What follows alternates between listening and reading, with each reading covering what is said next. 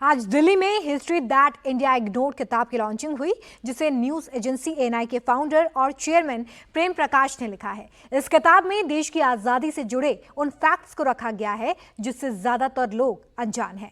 किताब में बताया गया है कि सही मायनों में कांग्रेस के अलावा भी कई ऐसे लोग थे जिन्होंने भारत को आजाद कराने में महत्वपूर्ण भूमिका निभाई।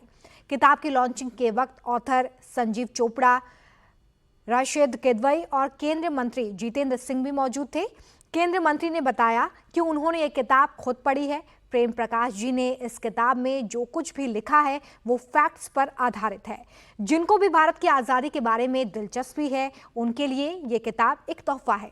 उन्हें इस बुक को जरूर पढ़ना चाहिए। इंडिया टीवी की संवाददाता इला काजमी ने किताब हिस्ट्री दैट इंडिया इग्नोर्ड के लेखक और एएनआई के चेयरमैन प्रेम प्रकाश से बातचीत की, जिसमें उन्होंने हिस्ट्री से जुड़े कई फैक्ट्स बताए हैं। उन्होंने बताया कि कैसे 1857 से पहले आज़ादी की लड़ाई शुरू हो गई थी। साथ ही उन्होंने नेहरू से लेकर भगत सिंह और सावरकर पर बात की।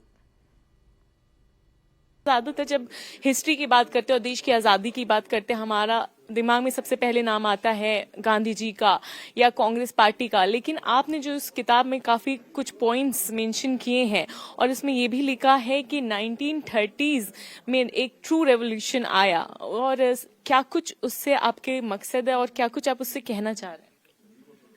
1930s की तो अलग बात है। फैक्ट ये है कि गांधी जी का अपना रोल था। गांधी जी ने फ्रीडम मूवमेंट को मास मूवमेंट किया।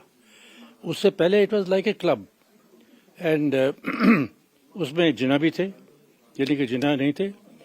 और उसके बाद जो असली सैक्रिफाइसेस हैं वो ये यंग रेवोल्यूशनरीज की हैं, जिनके नाम लिए ही नहीं जाते हैं। श्री गांधी जी की सैक्रिफाइस है। कांग्रेस की डिमांड 1930 तक खाली ये थी कि होम रूल चाहिए। अब होम रूल तो मेंट कि we will continue to be the British dominion. Bhagat Singh का ट्रायल हो रहा था, 3 महीने रह गए थे जजमेंट में।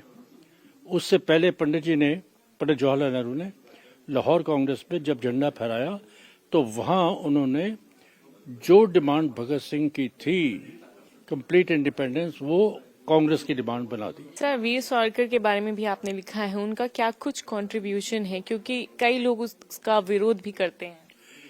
वीर सावरकर का जो सारा कंट्रीब्यूशन मैंने इस पे लिखा है वो फैक्चुअल है।